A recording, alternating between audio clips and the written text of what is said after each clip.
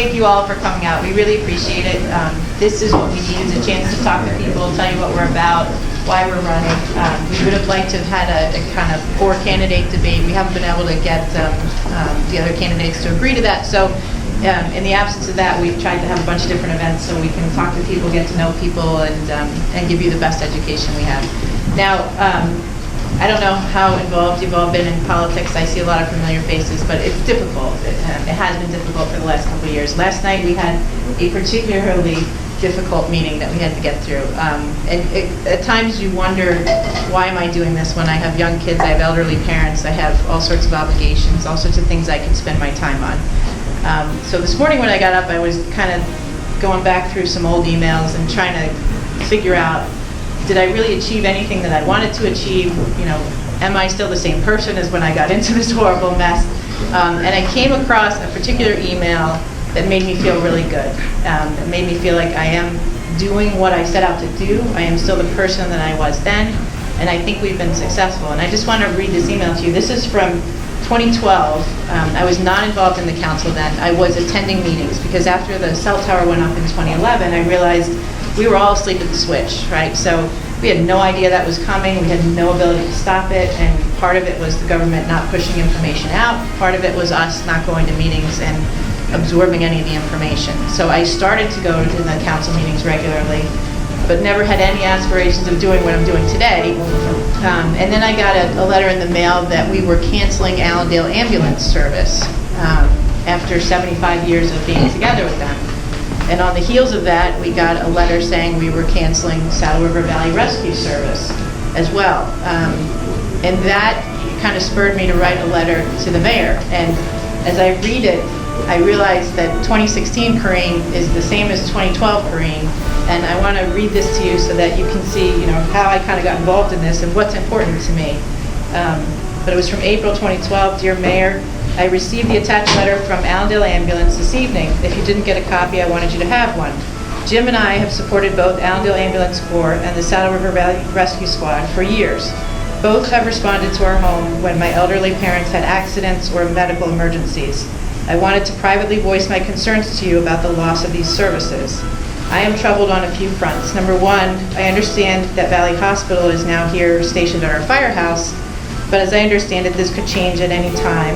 And since we've now lost coverage from 2 alternate sources of local emergency services, are we at risk? Number 2, are there any other services that we're in danger of losing due to funding cuts or our perceived lack of ability to reciprocate in mutual aid? Number 3, I know I don't understand all of the dynamics, but it seems to me that the demise of volunteer services can't be helpful in moving towards smaller government, which is a mainstay of our Republican Party platform. And number 4, we're cutting relatively small costs from our budget. At the same time, we're spending big taxpayer dollars on things like a new park entrance or the proposal to move historic buildings around town. You're also likely aware that Wandell is in the middle of renegotiating their contract for middle school, and it can't be helpful with our relationship with other towns to be cutting our funding to their services. So please, Mayor, consider meeting and talking with residents that are outside your normal circle of contacts to find out what is on people's minds. In my humble opinion, there is such a small circle of people surrounding you in town politics that I don't believe you're always getting the grassroots feedback that you need. Thanks for your consideration. As always, I welcome the opportunity to discuss this with you, realize the demands on your time as the NJGOP chair. That was 2012, and that's what we're about today. Public safety, making sure our families are safe. We've actually brought Allendale Ambulance back. Who knew when I wrote this letter that I would be able to be a part of that? That was fantastic. We went to them hat in hand, and they were the most gracious people that are passionate about patient care. They came back willingly, and they back up Valley Hospital. We did lock in Valley Hospital with a contract. We did not have one. That would seem odd to me, but we didn't have one at all. So they can't just pick up and leave us on a moment's notice. And I think everybody in this room probably understands the success of the firehouse. And that is due to these guys that are here in this room today. That politicians have nothing to do with that. And this is actually a historic evening because 2 years ago today is the first time I ever emailed Brian Yates to to ask him if he would come and meet with the Public Safety Committee and give us advice on how to get ourselves out of the horrible situation we were in with 6 firefighters and 40% of the calls being missed. And within 24 hours, we had an email response that Jake and Brian would both do that. They would meet with us, they would come, they threw us a lifeline, right? So not only did they save our town in terms of safety, they save us $3 to $5 million a year every year that we know we would have had to pay to Ridgewood to cover us, or we would have had to pay our own guys in the firehouse. And that cost just grows every year, as with any department. So I don't think we've ever been stronger in terms of public safety, honestly. The police department was brought back to full force after some of those burglaries. There was a little bit of cat and mouse game going on because the police contract was coming up. So they were trying not to restore those jobs while they're in the middle of that. That's not appropriate to risk our safety, so that was fixed. Fire is unbelievable success, all due to these guys. EMS is in great shape. The town has a different attitude towards the school now. I think there was a lot of friction before, but with the support that we were all able to give the school during the HVAC referendum and various other things, I think we're on a much better and much healthier track there. Financially, we're great. Our spending was growing at about $440,000 a year, between 5 and 6-7% every year. We didn't have, we had things to show for it, but I really didn't understand it. But with no loss of services, we are now, in the last 3 years, we've spent only about $10,000 more each year. How do we do it? We have a lot of old, overpriced contracts. I'll be honest with you. We had a borough administrator for 20 years. It's real easy to get into a pace where, you're just kind of doing your job and rolling over contracts, and costs keep rising. We're looking through every single one of them, and just by not even changing vendors sometimes, just going out and repricing it, we've been saving a tremendous amount of money. Everyone's helping. All the department heads, all the council people really focus on it. So we're on a good trajectory on the financial side. And in terms of transparency, that is an ongoing process, I'll call it, but it caused the problem with the cell tower. We caught it before the town hall projects, and we were able to get that information out. Kind of revived itself a little bit recently with affordable housing, where I wasn't particularly pleased with the way and the process that was going to be shared with you all. But you can count on, Paul, Eric, and myself that whatever we are legally able to tell people, we will do so. The next thing that's coming is we're putting a new website for the borough. It's going to be a lot more interactive. We really think that technology is the answer to transparency. It can turn our borough hall into a 24/7 borough hall where you can do everything on the website that you can do by going to town hall, pay your taxes, pay your parking tickets, fill out a permit, get forms. Nobody should have to take time off to come to borough hall, that's for sure. But it's a process, and it takes a lot longer in government than in the private industry. So I think I underestimated how long it would take for me to get my to-do list done. So here I am again in front of you. But whether we get reelected or not, it's really your decision. It's all of your decision, because I will tell you we have a huge disadvantage this year by where we have been placed on the ballot, and it was deliberate. Normally incumbents are placed on the Republican line with all of the other Republican candidates. But if I might just be able to show you that when you walk into the polling stations on June 7th, you're going to have to look all the way over here in another zip code on the right-hand side to find us. We're in column 5 with candidates that aren't even running anymore. You've got, Cruz and Kasich and everyone else there, but we're over here in column 5. Believe it or not, there's a lot of voters that just don't know anything about what's going on in town. They'll come in, they'll vote right down the Republican line, and they walk out again. So that's the challenge that we're facing. So we will get up and keep fighting the battle that we've been fighting to try to get this government more respectful of citizens, more inclusive of citizens, and more reflective of what you want in this local town. But you guys have to make the decision whether we get in or not, because it's going to be a matter of making sure you show up or you take a vote by mail. But we're also going to need you to talk to a couple friends. If everybody can take 2 or 3 people aside and explain to them what we're all about and what help we need, then we can get there. This election's probably going to come down to 40 to 50 votes between it. Paul runs statistics on this stuff all the time. He's a whiz at this. But just last year when Ron Yates was running for council, he lost by 22 votes. 22. People got stuck on buses. They couldn't get out of the city. They were out of town when they didn't think they were. It really, every vote does count. So we're excited to keep serving. We're excited to keep the momentum going. We have a lot of folks from the fire department here who are neighbors, friends, residents, officers. Please, I encourage you to talk to them. They're some of the best people that I've gotten to know. I didn't know a lot about firefighters, but now, you know, I know that these people will get up from a family meal and go to a fire call, or they will get out of bed at 4 o'clock in the morning when my phone goes off and I just get a text, but they have to get out and go, and they'll leave their grocery cart in the middle of a grocery store to answer a fire call. I mean, it's tremendous. They're just unbelievable people. And a lot of them, you know, we all leave that.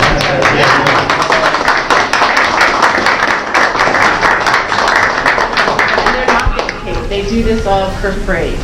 So I couldn't be more pleased about the people that I've met during this process. I could do without the negative campaigning, but you know, that's part of the gig. But I'm really excited to be running with Ron Yates. His family and his family business have been investing in this town for 30 years. Brian's been serving for 30 years. Every time he gets up from his desk and leaves a sales-based business, that company is losing money. And they do it every year and every year and every year. And Ron serves on environmental, and Gail's involved in the Valley Club, and you couldn't ask for better people to be your running mate. So I'd love it if you don't know him, that you get to know him tonight, and I'll turn it over to him. Thank you, everybody.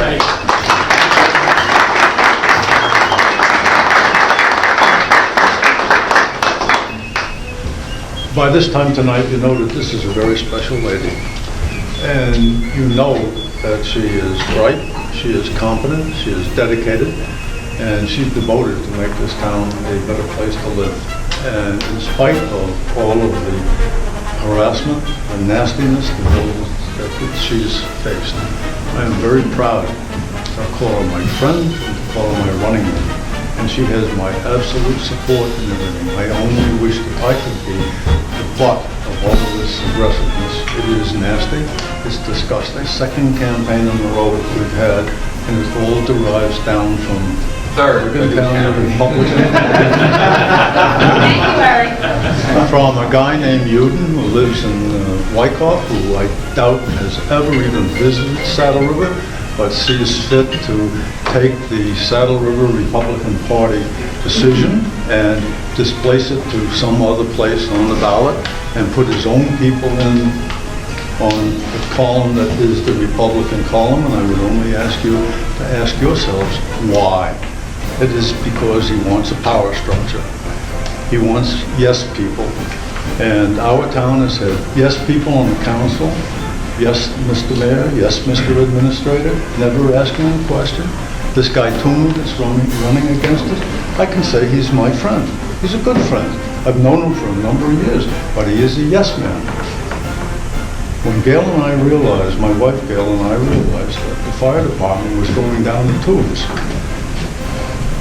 I called him and asked him for a Sunday morning meeting at his house. And Gail and I went over and met with Penny Neal and Mike Toomey over a 2-hour period. And Gail and I outlined all the problems with the fire department. The mayor's new stipend program that was doomed to failure because he was going to pay 5 or 6 guys or 4 guys or whatever to sit in the firehouse at night, overnight, so there would be somebody there to go on a truck. And then when alarm sounded, and it's 2 o'clock in the morning, and some guy's volunteers alarm goes off, and he wakes up and he says, they're getting paid for it, let them do it.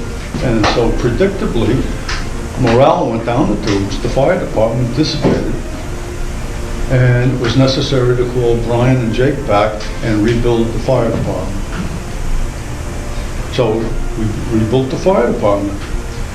Corinne, Paul, myself, Brian, Jake campaigned for it, long and hard. It took a lot of campaigning. At first, Kerpis was very resistant. Councilman Kerpis was very resistant. Corinne was persistent. And finally, she got him to go down and sit with the chief in Hohokus. And the chief in Hohokus said, if you want a fire department rebuilding Saddle River, bring Brian and Jake back. And Kerpis says, well, why don't you have them on your department? He said, they're loyal to the Saddle River Fire Department. They want to be on the Saddle River Fire Department. So they came back. All right, that's long story short. Now we're in an election campaign and we have the same stuff thrown at us. Again, if you see these hate mails that come out, it's despicable. This is an upscale town, a town of educated, competent, independent thinking people. And they throw this stuff at you and they expect that you are going to believe this. And Corinne Kerner is a holy terror. She should be run out of, if she was living in Salem in the 1600s. She'd be on that ball. Yeah, oh yeah, the witch, okay? Well, I can't get them to call me a witch, but the reason they do this is for one purpose only. Right now, there are 3 people on the council, Paul, Corinne, and Eric, who ask questions. We have 3 other people on the council who are robots. Yes, yes, yes, yes, Mr. Mayor, yes, Mr. Administrator, whatever you say.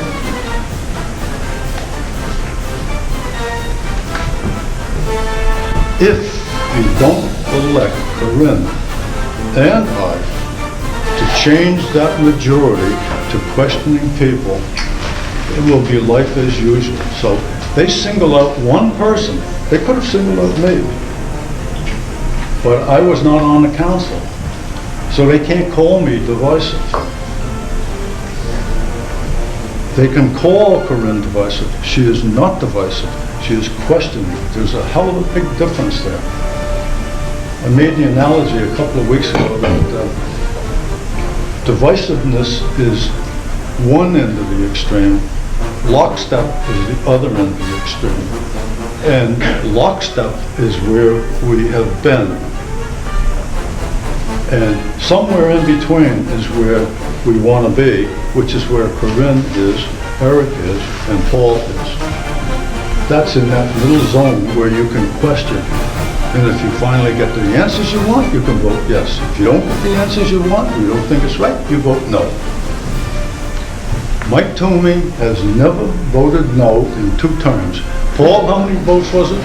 559. Wow. Is that a questioning man? Is that a question? Is that a man with his own mind? Ron Gray, how many of his knows? Well, after... When he shows up.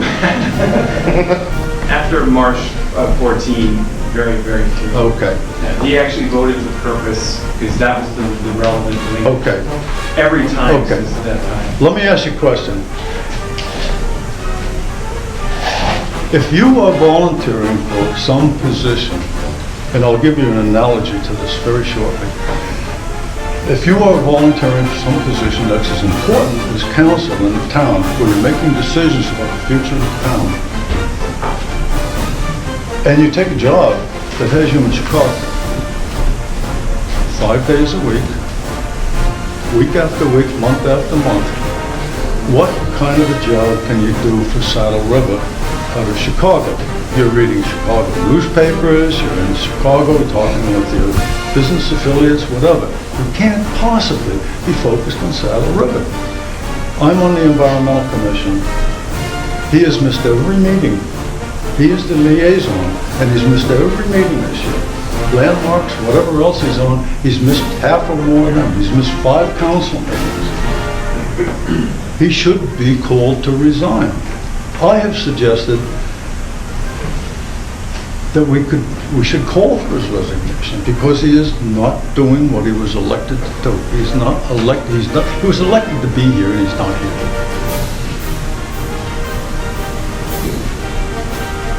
You have an obligation, I think, if you believe in Corinne and I, to go out and say to your friends, your neighbors, you better get to know these 2 people that are running for office because they have something to offer you that the other side does not. The other side is offering you hate and all kinds of nastiness. These people are not saying anything nasty. Nothing. We are following the policy of our objectives. They don't give you one thing to defend what they have done because they haven't done anything. So I will leave you with that thought. It's enough. Have a good night. Enjoy.